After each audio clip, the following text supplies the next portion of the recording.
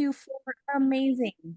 So just welcoming in a couple more people. I'll wait for like 1 or 2 minutes as people are coming because we have like 3 or 4 people joining the wait room each time I say let's wait. So let's wait.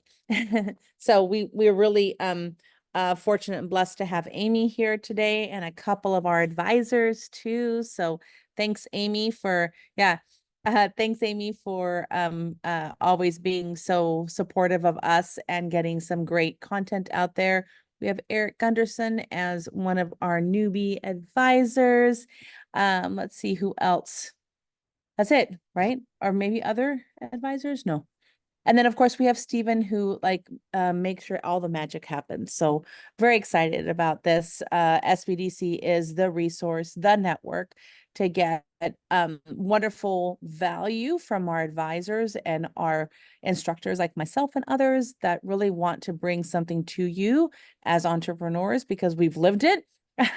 Or we have seen entrepreneurs that we advise or invest in. So we're really excited to be able to bring this to you. So I think that we have only like 2 people in the waiting room that are all bots, right? Yeah, all bots except one. So, oh hey Dave, how are you? It's nice to see you again. I have some newbies and some ones that returning, so it's very exciting. Okay, so let me just get myself situated here, going back to my slides. So, I know when knowing who is in the room now, there are maybe some of you that have taken my goal setting sessions before, and there are some that have never seen them. So I wanted to be very honoring of the people who have taken them. We're going to go through some of the goal setting pieces that we do, but I added on a couple of things that when it gets to the end of the year, I'm really hyper focused on KPIs. I'm focused on, how do I get to the finish line with my sales? Do I have enough sales, like funnels at different pricing? So I just was very mindful about creating value to you today, specifically for Q4. But to get there, we also have to maybe pause and do a couple of goal setting pieces. So I just want to make sure that if you're hearing it again, the goal setting pieces, hang on, but also you can review them and revisit. So just wanted to give you that context up front. And due to the amount of people that we have here, we probably will break up into 2 or 3 groups. We'll see how that goes, and go from there. Because we only have about 15 we can maybe share. So if you hear me saying we're going to break up into groups, that means that we have way too many people and we want to make sure that you have the best experience here at the SBDC. So this is the slides for today. And again, really focusing in on goal setting for Q4 success, right? We're at the very end of the year. I wanted to also get a hand up of people who, let's see, about CPG. I got examples of CPG SaaS or SaaSy marketplaces and also services. So who are services here? Just raise your hand really quick and then I can see who's there. Service-based businesses. Yeah, thank you. A couple of you guys. Thank you, Guido. Okay, what about SaaS or tech or marketplaces? Okay, great, Zach. Thank you. Okay. And that can be enterprise sales and stuff. And what about CPG? Consumer product goods. Okay, good. I won't do as many examples of consumer product goods, but because this is recorded, I want to just make sure that I touch on it a little bit. Okay, so this is me. Started a couple businesses, have invested in a couple companies, and love what I do. And I am blessed that Amy brings me on every year to continue the work that I do with entrepreneurs. So just a little bit of inspiration. I really believe that, you want to create the highest, grandest vision possible for your life because you will become what you believe. And I feel like also I kept this in because we're really being focused right now on customer. So even if you think about, okay, I want to create the highest, grandest vision possible for my customer because you want to have them interact with your product or your technology or what you do as a service because you want them to believe something. You want them to have hope, or you want them to buy into what you really want to impact the world. So I felt like this was really appropriate for really focusing on the customer in this Q4 mentality. Want to hear from you also before we start is to in the chat, if you want to share, what do you want to take away from this session so that I can be very hyper focused on some specifics that you're dealing with right now? You can put it in the chat. Let's see. Oh, I need to stop share and go to the Zoom at the chat feature. Maybe want to add to that. As you guys are doing that, I've heard two things quite frequently from from entrepreneurs right now. I just came back from an accelerator in Boulder. So lots of one-on-ones and a lot of strategy for this Q4. Number one is being very focused on customer because investors are shying away from doing fundraising rounds. So the more that you can get revenue upfront is better for any fundraising that you're doing. So really Q4 and what you might want to get out of this session is how do I bring that revenue target up front? How do I bring it tomorrow? That's hard, right? But or faster. And number two is how do I calculate or how do I understand LTV or lifetime value of a customer if I'm a really, really early stage company, right? So how do I project? How do I do that? And that's something that we can go into and saying, okay, what is a competitive landscape out there and how fast am I going in my company? Thank you for the ones that put things in the chat. So I want to learn one thing about how we generate revenue in Q4. That's great. So what we can break that down is sales calls, customers that are coming through in your pipeline. So we'll work through that, and maybe in small groups we can even go deeper. Okay, so new clients, Racqueline, that's wonderful. I'm starting a mortgage loan gig as self-employed loan officer. I'm part of a company, but need to generate my own leads, which is challenging in the mortgage market right now. Yeah, so I think that what I'm hearing too out there is just leads are very hard to come by. So your network is your net worth, and bringing out a lot of more authentic connections. That's the other thing that I'm hearing a lot of is making sure that on LinkedIn and other places that you are not just like, and I'm selling, and I'm selling, and I'm selling. It's happening a ton more.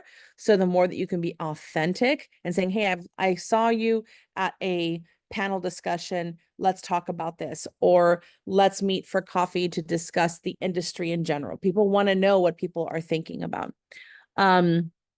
Okay, I'd love to learn more about adjusting Q4 goals for seasonal dependent businesses. Yes, let's say one that has historical dips in revenue in this time. Great point. Sales. Also, another piece there, we'll go into it a little bit later too, is what can you sell now that is a later operational pull for you? So let's say if you do a lot of revenue and a lot of sales in February, you might want to sell. I mean, this is like more service-based businesses, but coupons. So you're like, oh, you can get a bundle of 4 that you can use next year or within the next 3 months. So you're at least selling during this time, but you have to operationalize it maybe a little bit later. It might be a little bit of a mess for some people, but other people have known that works wonders whenever you're thinking about a month that is typically low. If investors are shying away from fundraising rounds, then what are they doing? Not investing? Yes, they are not investing. They're very risk averse. I'm a bit of an outlier. I'm mentoring life science biotech teams at Salk. Some are software based. Great. We'll kind of go through that. Tactics versus strategies. Action I can take that support a bigger vision of success and meaningful process to follow and stick with. Wonderful. So we can do all of that. You'll see a little bit of that. Okay, give me a second. Let me just go back to my stuff here. Of course I did that.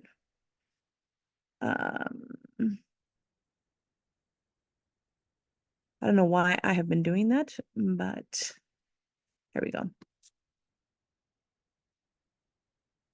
you know, when you go to do your slideshow and then you leave it up like that and then you can't go back to it multiple times. So the agenda of today is just kind of sitting there and thinking about your state of the union right now at this time. Your word of the year to go more strategic, that strategic versus tactical. Lori, thanks for bringing that up. The competitive advantage to make sure that you're honing in on what exactly you do really, really well might allow you to think strategically on something else, or something that you've missed in Q1 through 3. And then think about KPIs, honing in on them and seeing, am I tracking what is necessary and what moves my business forwards, instead of being like, I don't know, I just have these goals. And then of course, 2 revisits. One is the revisit of the 1-year goal, revisit of 10 SMART goals if you've done them already in another session, or we'll redo them, and then the calendar of goals for the year. So we'll spend like about 2-3 minutes on you writing down on a piece of paper. Everybody has a white piece of paper or a journal or something like that. So right now, and sometimes we do this at the beginning of the year, so it's more of like what I esoterically love to do. But right now, specifically, and going into Q4, what I love to do, what I should be doing, what I hate to do, and what I should not be doing. So I'll do a timer of about 2 minutes and we'll have about 2 people share.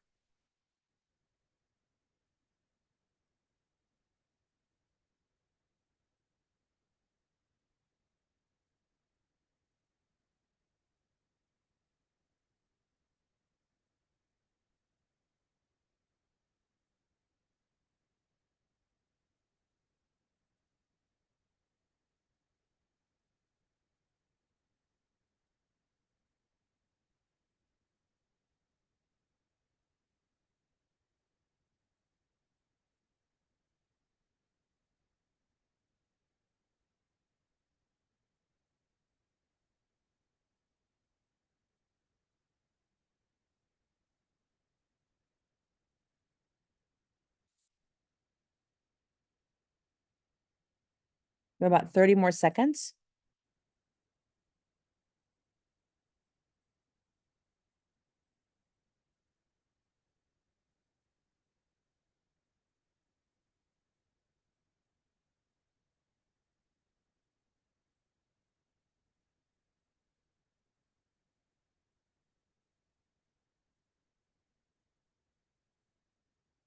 Okay.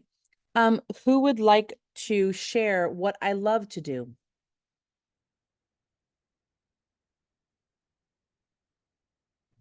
I will, Lori. Yeah, go ahead, Lori.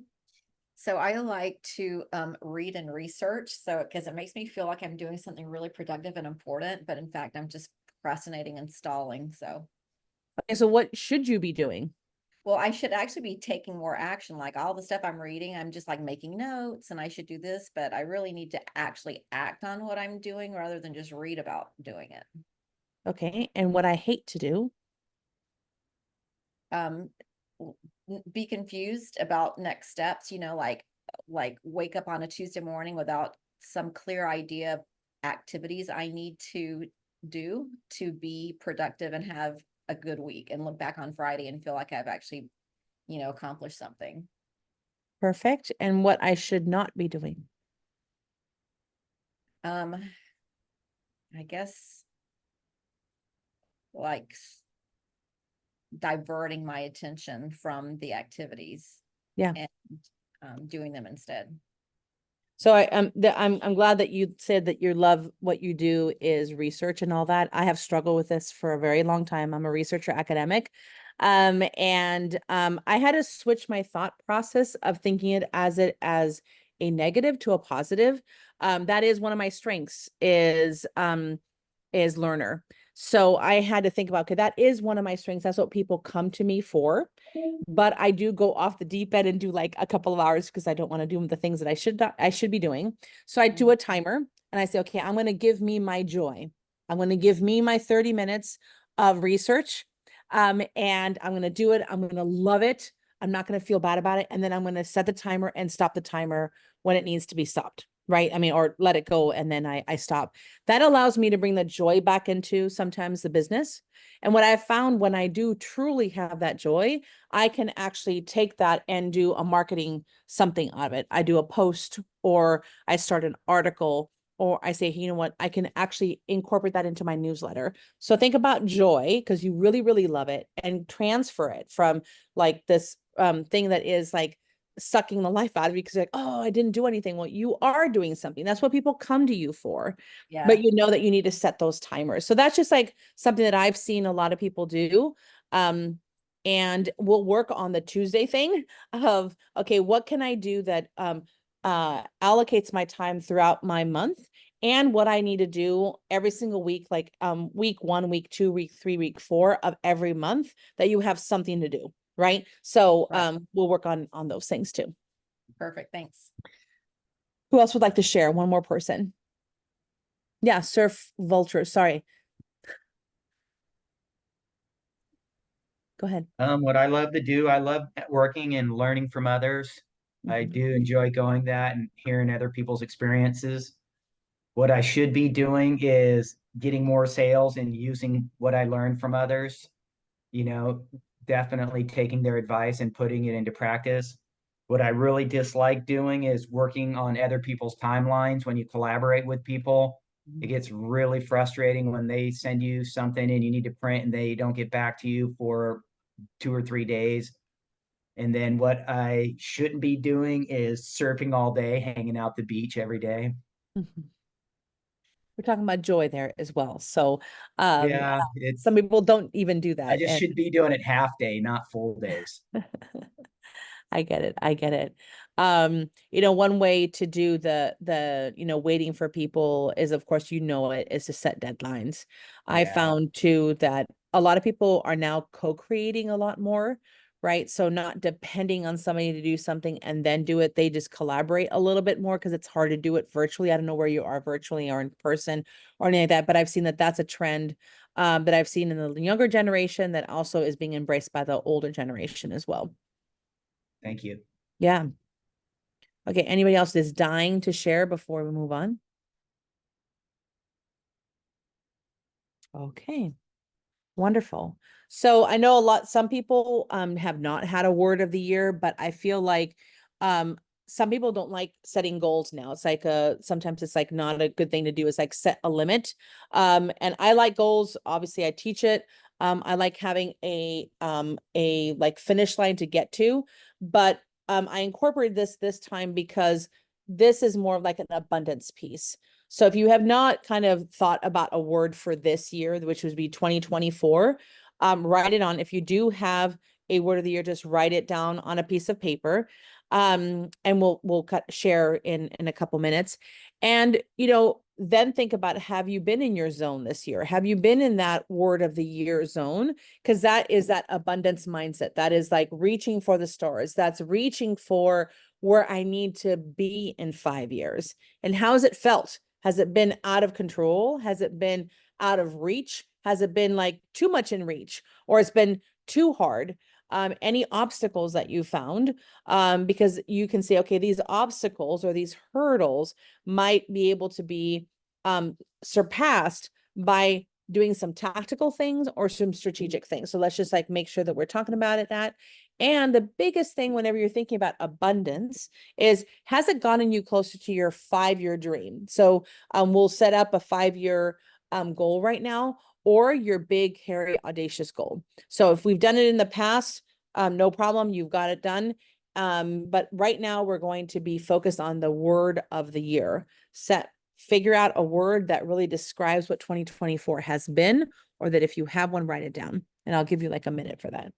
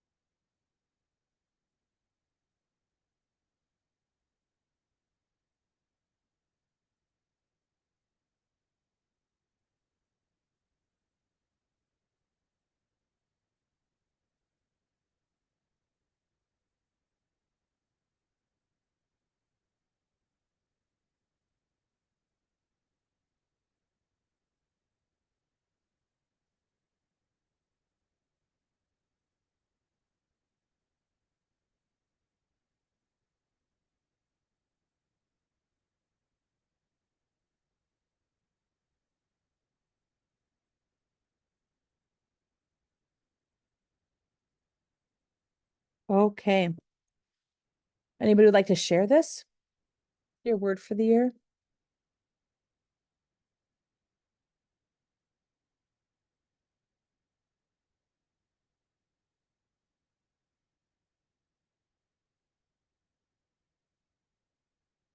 I will I'll share. share. Okay, great. I'm like, Everyone's so quiet. I know, Linda. Go ahead. So I originally had focused or prioritized when the year started because I'm an idea person.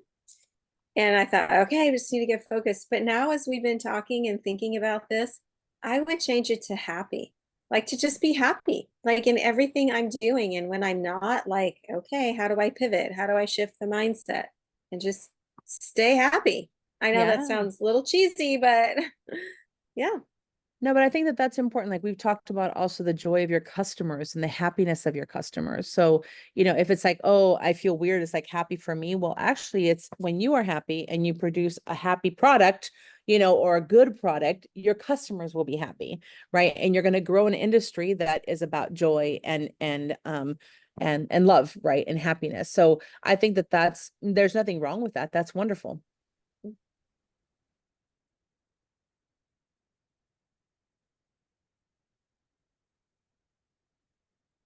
Anybody else? Oh yeah, go ahead. Again. Yeah, I don't mind talking. I'll go if anybody doesn't want to talk, send it to me. No worries. My goal for my word for the year was getting better. I started last year, I kind of fumbled at the end. So right at the beginning of the year, I'm getting better this year. Yes, learning more and more. Have you been in the zone? Yeah, I've been a lot of reading, a lot of these SBDC classes and networking with the SBDC. So I've definitely been moving forward. How's it felt? Troubling when not moving forward, when you get your worst enemy and then you should be doing something and that gets me upset. Any obstacles? Yeah, my mind and my actions of not staying on my priorities. And yeah, moving forward each and every day, never stopping. Yeah. I love that. Thanks for sharing. That's really like very specific of getting better every day. And I think that the small things that we do make sure that we get to that, let's say, 5-year goal or that 1-year goal. And if we really tactfully put them all together, they all will line up in little pieces to make for that bigger goal to come to fruition. So thank you for Most sharing. definitely. For Appreciate sure. that. Love that. Okay. So now going down to KPI. So we're bringing you down to earth, right? A little bit of tactical pieces. So some of you probably have KPIs. That's key performance indicators. And I like how this is what Felina Hansen from Hair Hub, we talk about this when we're doing this together. You go on vacation for 1 month and you can only speak with your staff for 10 minutes per week. What are the leading indicators that tell you what your business is doing well in your absence? So I think that this is really important. Sometimes KPIs are like, oh, I have to have all these things that are spelled out, and I do have a list for you in the next slide. Okay, but you're really trying to figure out what are the things that are important to you as a business. Not everybody's going to have the same KPIs. So again, some of you probably have exactly the KPIs that you're following. A lot of startup founders that have investors and have investor reporting or quarterly newsletters, they typically have a certain number of KPIs that investors like to see. So if you are doing that, I would recommend that you have, let's say 6 of them that you're tracking on at all times that you can share with your investors. But with that, I'll give you about 2 or 3 more minutes in silence. I don't like to talk and then like try to ask you to respond right away. But this is just a little bit of the typical KPIs out there that are around. And I always like to like bucket them a little bit because then I get completely confused whenever I'm looking at like 22 KPIs.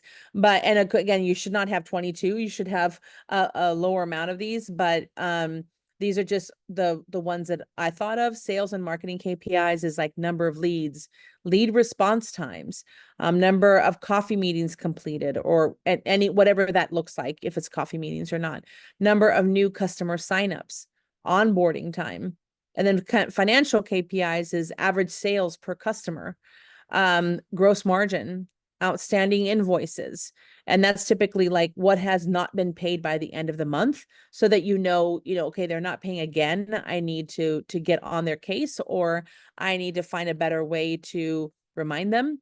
Operational KPIs is customer satisfaction, customer acquisition costs, customer lifetime value, and conversion rate and churn rate.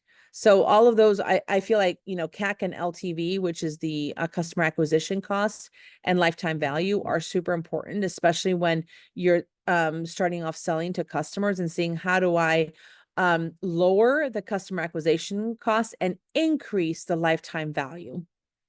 Products and services KPIs is product usage rate or feature adoption rate, time to market. Those are pieces that are, sometimes for early stage companies.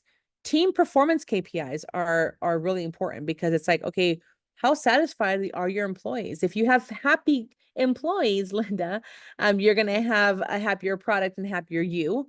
And then employee turnover rate. If you have to turn over employees all the time, that's going to cost you money and time and stress. And then development KPIs, development cycle time, time to take the idea concept to product release, and then bug fix rate. If you're, let's say, in a tech company, and like how fast is it that you're debugging your technology? Again, this is not an exhaustive list. It's just some place to start. So I'm going to give you about 2 minutes. If you do have your KPIs, just bring them out, saying like, okay, these are the ones that I'm looking at, and think about, am I really focused on them to get me to the end of Q4? And if you don't have KPIs, pick a couple of these. You don't have to write them all out and try to figure out, just kind of make sure that you are touching them. So again, I'll give you about 2 minutes. Sylvia, what were the 6 that you said you would recommend, the higher level 6 ones? Oh yeah, so CAC LTV. So that's number 12 and number 13. I love the customer satisfaction piece, because that decreases, if you have a team. And then the ones at the very top, sorry, I went all over the place, but CAC LTV is for sure. And what that ratio is really important. And then the ones at the top, because sometimes we're like, oh, I don't have any customers. I'm like, well, how many leads do you have? They're like, oh, we had like 5 last month. I'm like, oh, wait a minute. Like, do you have top of funnel challenges? Like, let's get that top of funnel. So the number of leads and, let's say, coffee meetings completed and new customers and onboarding time allows me, whenever I'm evaluating companies, of where can we actually make a difference to increase the sales overall. So that's why I like those. Thanks. Yep.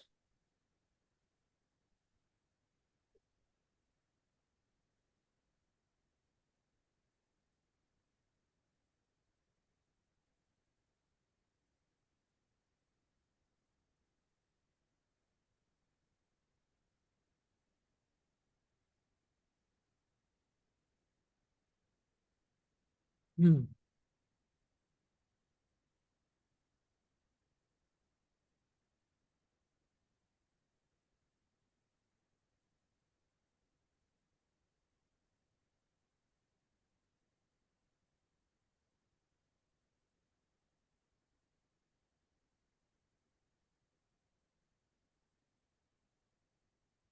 So while we're waiting, Sylvia, can I just ask you one more question about what you Yeah, just go ahead. said? Mhm. So like you gave an example of, you're like, oh, well, number of leads, for example, that you gave. And you're like, oh, well, we need to work on that. So, like, How do you work on that? yeah, exactly. Yeah. Like the daily things you do to make sure Yeah. that number is full and high and you got top of funnel. Yeah, no, we're going to talk. I have an example of top of funnel, so we'll definitely go there and give you a list of things to do. Okay.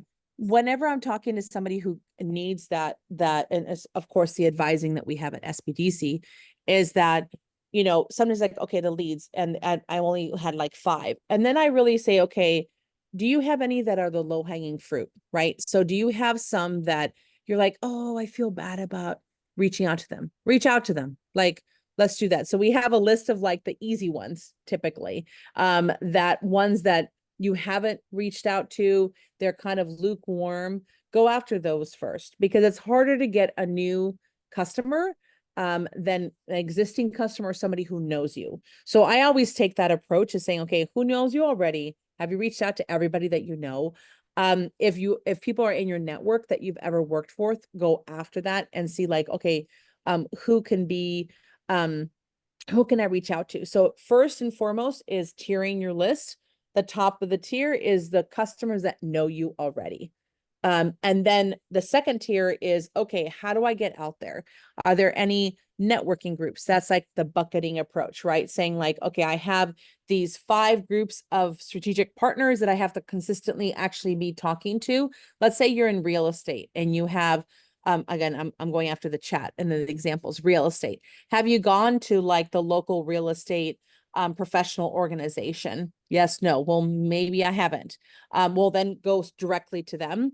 Another partnership could be like real estate would be like brokers, right? Real estate brokers, if you're just a real estate person. I don't know how it truly works, but I know that there's something like that.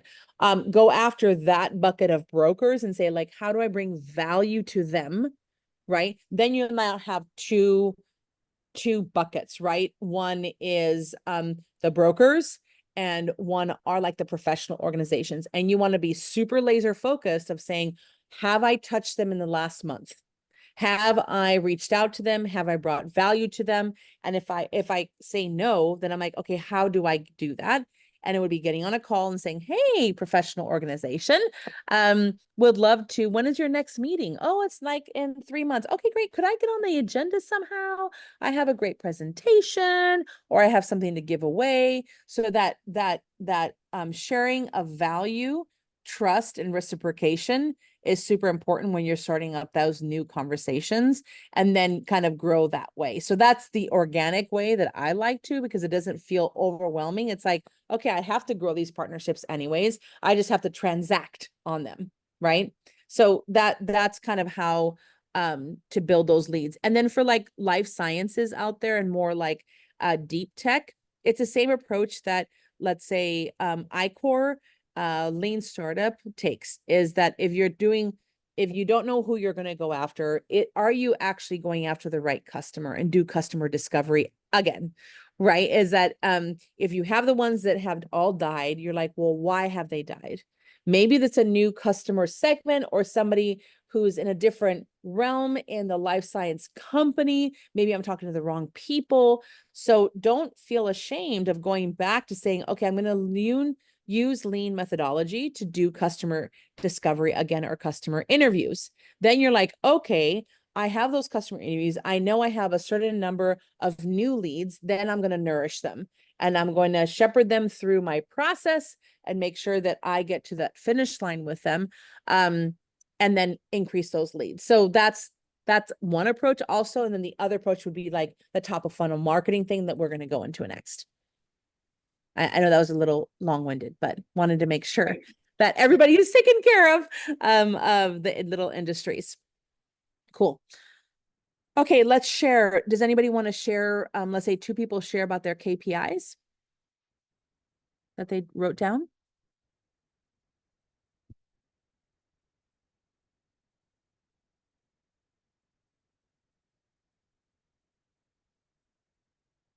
Hey, you're up then. Okay, I'm ready. Let's My go. number one is sales, sales, sales.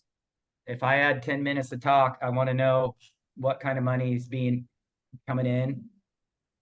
Number 2, how many new customers this week? 3, number of people to website and how long they were on the site. Any outstanding invoices that need to be taken care of? And what is our inventory? Okay, website. Can we like dive into that a little bit? Are you assuming that your website does convert? Yes, Okay. that's, just the click through, how many people get to the website and they just bounce off, or are they looking around? What is really going on with that thing? Okay, great. No, that's great. Because sometimes it's like the click through when somebody says, oh, I just want to know how many people go on their website. My first question always is, well, do you have like a call to action? Do you have like someplace for them to buy? And sometimes they're like, oh, I don't have any of that. I'm like, oh, wait, let's do that. And then go back and then see how many click-throughs are happening. So yeah, Yes, ma'am. great. Thank you for answering my question. Yeah, thank you. Okay, anybody else want to share while we go on, before we go on? Okay. So I wanted to bring this up. This is one of the slides from my deck on the perfect pitch deck, and wanted to, just because we're in Q4 and the competitive landscape is getting, harder and harder, right? Making sure that you truly understand why you are in the top right quadrant of an XY axis. I know people do like tables and stuff like that. I just love the XY axis. And whenever you're thinking about, okay, I have all these goals, I have all these sales tactics, I have a website, I have this, I have all this product, and then just making sure that you're just touching base on who are the customers out there. Are there any new new competitors? Who are the competitors out there? Have there been any new competitors in the last like 3 months, or ones that have like shifted their focus or pivoted? I just like going back to this and saying, okay, this is just an example of a made up company, Fun Fab Fit AI. And how does this company outcompete these other companies with clarity and cost? Because there's a cool bigger company over here, there's a cool bigger company A here. There's obviously Dropbox, and then there's like known small company B, known small company A. So you can quickly, in about, I don't even know, like 2-3 minutes, do the XY axis if you haven't done it, and say, okay, am I right? Am I in the same realm? And am I selling to the customer that allows me to stay in that top top right quadrant? Whew, that was a tongue twister. So just wanted to make sure. Anybody has any question? I'm not going to spend any time on this. I just wanted to make sure that we're all kind of aligned. Thumbs up. Okay, cool. Thank you. I love the interaction. So now we're going to go into the SMART goals. So it probably I've heard this is specific, measurable, attainable, realistic, timely, or time bound are SMART goals. So we want to make sure that all of your goals are SMART. The specificity is that you're asking questions like, what do I want to accomplish? Where? I want to identify a location. When will it be accomplished? Which thing? Why is that being accomplished? Then measurable is how much. A lot of people forget about this. It's like, I want to publish a book. Well, how many books do you want to publish? I want to publish one, or I want to publish one and sell 1,000 copies by end of year. That's very measurable. There's something to measure so that you can say, okay, that's the baseline and I'm going to go above or below. Attainable. That's really bad. How will I go about doing it? A lot of times you're like, oh, I'm attainable and realistic. Is it the attainability part is that can I do it? Can I do it with a team that I have, with the time that I have? And realistic is also relevant to the development of your business, right? Is it off kilter, or is it a goal that really stays on track? Sales, right? But really making sure that some of the goals that you have that are tangential to sales, make sure that you go towards that goal. And then timely is, when are you going to achieve the goal? You must have a target date of some sort. So I think that the sales part is at the very end. So since we've been focus on sales, let me just go through to the sales slide and then come back to this, because I want to just go here. There we go. So say sales example funnel, and then we'll go back to that 1-year goal so that we know, like, I just want to go through this. So, I basically just said, you know what, there needs to be about 4 or 5 frameworks for you to have a pricing structure of saying, okay, 0 means top of funnel, could be all of this. Word of mouth, media, search, hosted events by alliances. Those are the partners that we talked about, like professional organizations, outside networking, meetup, blog, speaking, Google Local, Instagram, Facebook, Twitter, Pinterest, whatever that is $0 coming in. But how can I meet my customer exactly where they are. That would be what I would be asking. You don't have to be on Twitter. I absolutely hate Twitter. I know I need to be on it, but I don't like it per se. But I really know that a lot of my people are on LinkedIn, right? LinkedIn is not on here, but LinkedIn. And so I'm going to use a lot of my time, even though I don't get any money for it, on LinkedIn, to really increase that network demand. Then, having a couple of pricing structures so that am I touching my customers in a way that allows me to really be at a price point that they are excited about, that they are wanting to interact with me, wanting to buy from me. So the 1 to 30 is product, let's say product 1 and 2. I just did examples of CPG is a top one. Product 1 or 2, product 3 would be a higher price tag, and then product 1 plus 2 is a bundle.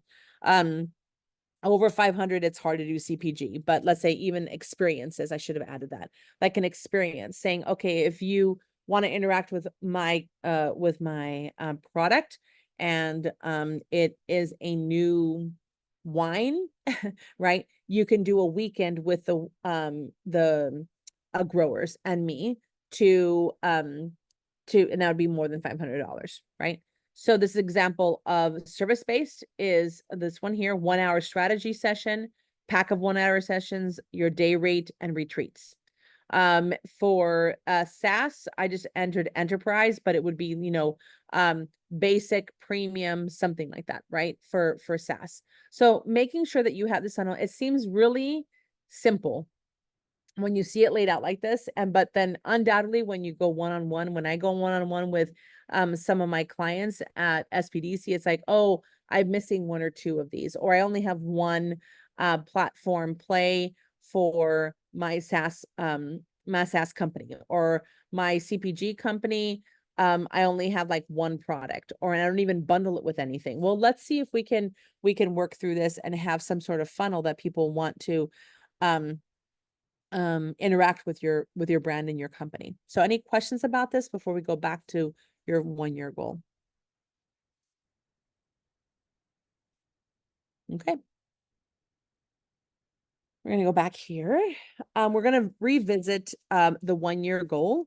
If people have done this goal setting session with me, you have already have your 1-year goal. And if you don't, then you're going to write out your 1-year goal. You could do it as if like 2024, because of my word and because of the goal that I want to set by December 2024, that's my year goal. Or you might want to do it from now until next August, whatever is comfortable to you. I don't mind. Just know, like, write it down what it is. So remember that it's, and I put it here, overarching goal to reach by December of this year. You want to be thriving, not only surviving. So a lot of it is, I need to get to here, but really that's not thriving in your business. Push yourself a little bit further.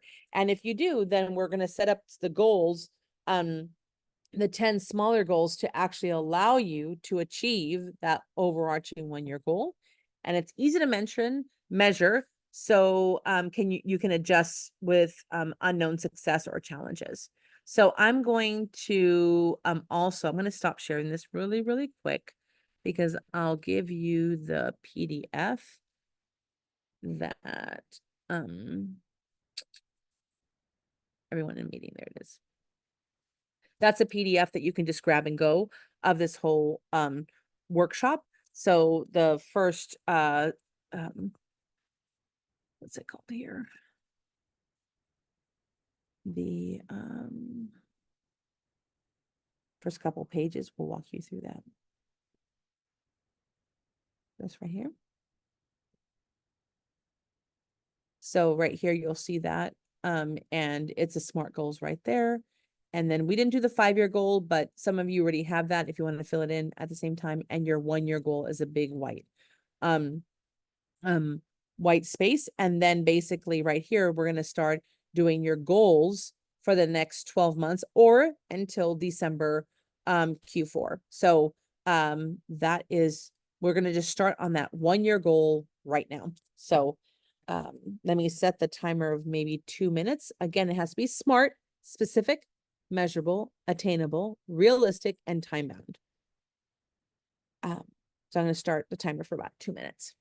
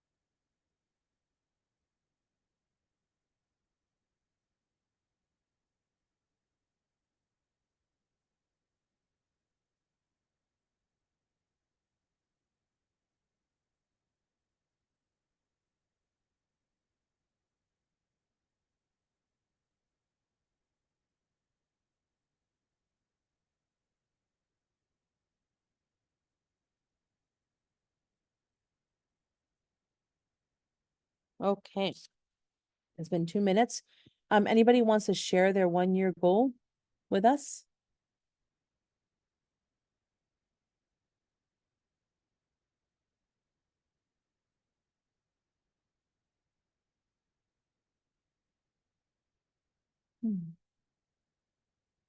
Go ahead. Hear from one person. My 1-year goal is to make not with profits, losses, anything, just to make clear $20,000. And that's, like I said, that's with the cost of goods and everything, just to have that much in sales. That much in sales. Okay. Yes. Okay. And is that thriving? Is that close to it? Is that just getting yourself prepared for 2025? That's just getting myself prepared for 2025. Yeah, I love that. It's like getting all the kinks out, making sure that you got everything going, you have the right sales funnels. I love that, right? Yes. Because then it's like you're not pivoting as you're like scaling crazily. You're doing it now. Yeah, it's going to let me scale slowly instead of getting an order of that it would just push me to destruction. It would allow me to scale, like you said. I love that.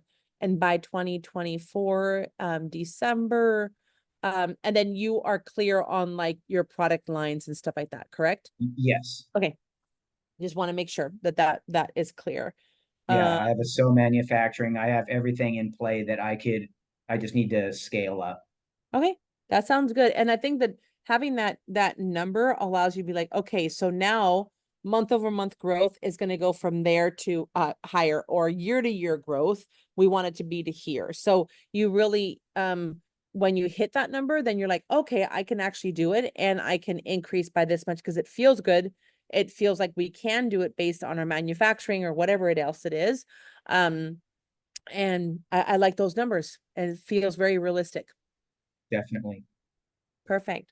Well, thank you for sharing. Okay, so now on to the 12 goals for the next 12 months. Okay, so there's probably going to be 2 types of people here. Ones that have already done this goal setting session, and they're just going to be revisiting each one of these goals and doing like a big check mark if you had it before. And then in the action items, and if you don't have the check mark in the action items, what can I do to get to that goal by Q4? Now, for the ones that have not filled this out yet, because I've done sessions before, is let's build out the goals that you want to get to by Q4. Being very hyper focused on just this last 3 months, because sometimes it's a ramp up, sometimes it's a ramp down. And typically that's about to be really focused is about 4 or 5 goals only. It's not all 12.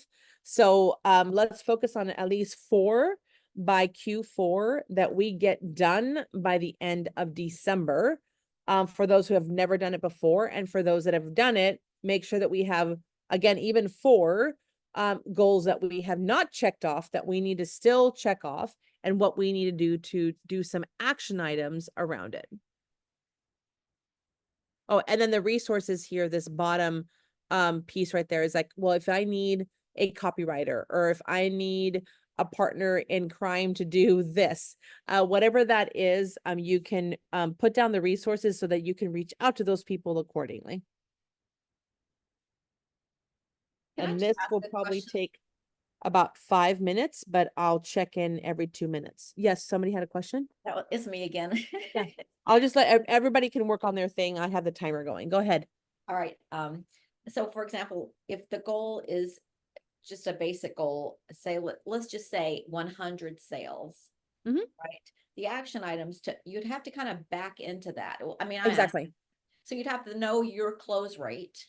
Mm-hmm. You have to understand if you have a 25% close rate, you're going to have to reach out to or engage, X number point, 25 times that to get to 100. I mean, is that kind of what we're trying to do here? Yeah, you can do that. I mean, that's something that when we build out, let's say the I'm going to go down here so that you can see this, is that when you go down to the calendar of here, that's when you can say, okay, if I want to get to right here, well, it's Q4.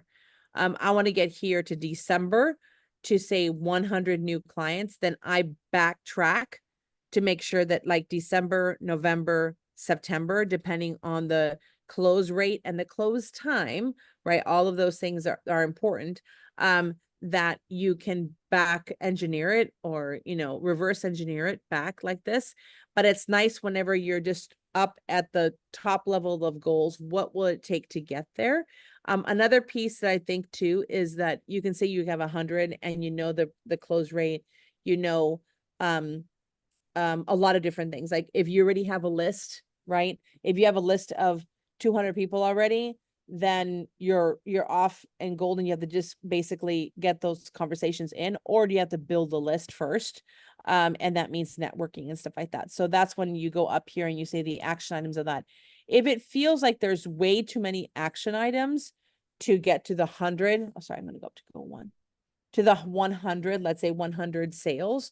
Let's chunk it out, right? Let's see, okay, is it 50 sales or 20 sales in new people in this industry? And I want to get 20 in this other industry or this other segment, whatever that is, to make it more attainable and more specific. If it's too overwhelming, that's okay too. All right, thank you. Yeah.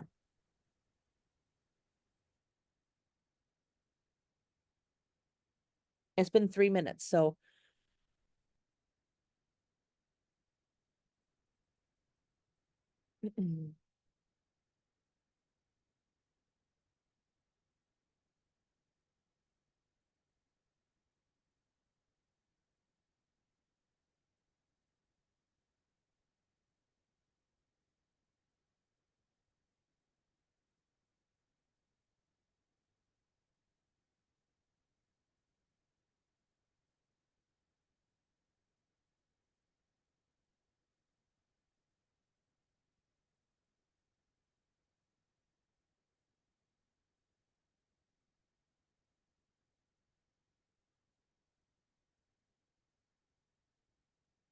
Okay.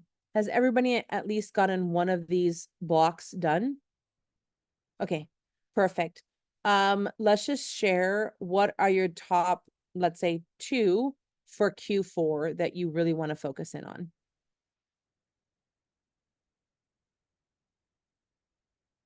Well, we know the sales. The goal could be, if sales are, let's say, going down, what if that bifurcated into new and existing? Dive into that existing customer base and see if we can rekindle some. So that's one suggestion there. Anybody else want to share one? Because we're about 5 minutes until close. Did you say you're also gonna talk about marketing channels on this session? The marketing channels were down. Okay, let's see. I did that already with the I'll bring this up again. Oh wait, it's the same thing as that I share and then I forget to get this off. There we go.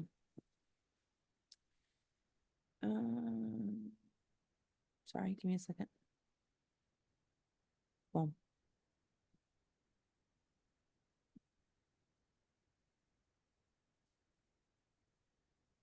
These are it's top of funnel marketing right here. So we talked about this a little bit. Is that right up here is that marketing strategy of getting these in. And we were talking a little bit about like where do I need to go to find those people? And Right, it's okay. where you are finding it. So like I went to one of my clients, very interesting. It's like she was like, okay, I do this thing with this professional organization. I'm like, oh, well, what have you done with them? Oh, nothing's come out of it. I'm like, well, have you taken pictures at the networking event? Oh yeah, but I never post them. I'm like, well, post them, right? Oh, what about the person who manages the professional networking organization? Oh yeah, I know him, but like you know, he knows everybody, but he's so busy. I'm like, well, why don't you reach out to him and see if you can go out to coffee? And those two things have gotten her 5 new clients, right? Just because it was like, oh, I'm doing the hub and spoke, right? Who's the hub is the guy who runs the professional organization. And then like leveraging that I'm already going there, post a picture on LinkedIn or wherever else, if it's on Instagram or something that my customers are seeing. And she's gotten, you know, really great feedback on that and gotten some great customers, right? So and she was a little bit of a rut, right? So all of us are in a little bit of rut at some point in our life. So that's the marketing piece. Was that okay, Lori? High Yeah, level. that's absolutely exactly. Yeah, I Okay. thought for some reason that you were gonna have like a spreadsheet that was gonna say post twice a week on this and do an article Oh, once a month what on that that. I was going to go into that as well. Let me go back to not completely, but I have so too many things open. Give me a second. Here it is. Okay. And you guys see this? Yeah. The goal setting session. Okay. At the very bottom here, after you have all the goals, you want to, and especially this like Q4, you want to put the goals there and back reverse engineer whatever you need to do to get to those goals in each one of these squares. Oh, wait, But you know what? We're looking at your TEDx Women San oh, Diego. sorry. Sorry. My TEDx talk. There it is. It's my narrative All right. that I was working on earlier. Here we go. Thank you for letting me know that. So right here is the goal setting session worksheet that I sent you by chat. And in this Q4, it's like, it's December, November, October, September, August, right? In each one of these boxes. So if you have a goal that you want to get to X amount by December, which is this box right here, you're going to back reverse engineer what you need to do to get there through the action items that we have in those higher boxes.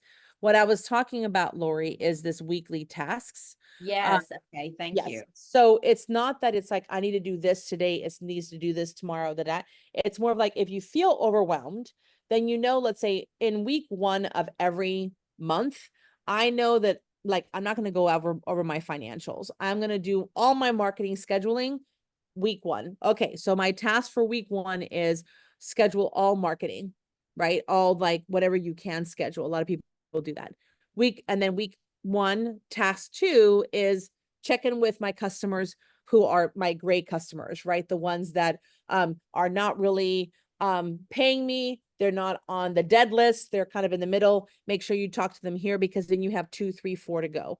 Then probably I always check in with my customers that are like super like crazy amazing, and we have great connections on week 3s typically for me as a service-based business.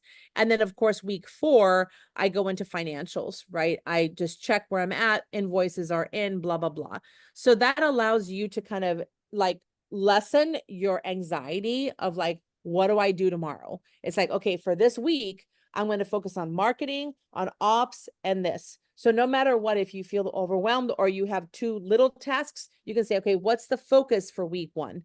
This is my focus, and what are the tasks I need to do? And did I do them? Right. So it just allows you to get a little bit more organized and less anxiety driven. Yeah, thank you. Yeah, no problem. Okay, so we are at time, 5 o'clock. I was like, go so fast. I love all the conversations that we had. Again, I was really careful on whoever was here before goal setting, that I did not repeat myself too much. Focus on KPIs. I would say the biggest thing is to stay focused on those customers that are buying from you, and making sure that you have a goal that allows you to actually reach more of them, or produce more product or different pricing structures to reach them at different levels of comfort. So thanks for joining us today. It's been fun. Thank you. Yeah, no problem. Yeah, thank you for your time. Yeah, no problem. Thanks for all your sharing. All good. Yeah. Okay. Thank you. Bye, Sylvia. Yeah. Bye.